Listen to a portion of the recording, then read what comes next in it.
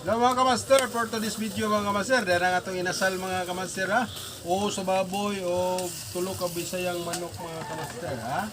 Muna ni mga kamaster, ang atong gi-prepare ganina mga kamaster oh.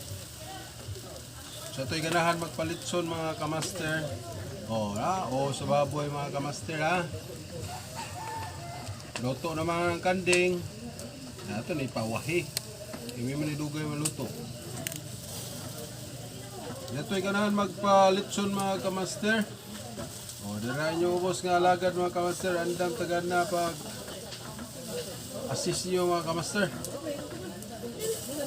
Ha?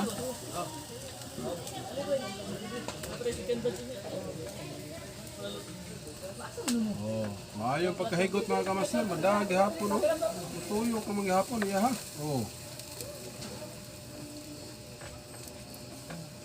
Okay mga kamaster, salamat sa makanunayon yung pagtanawan ng boring na kong channel mga kamaster. Thank you for watching mga kamaster.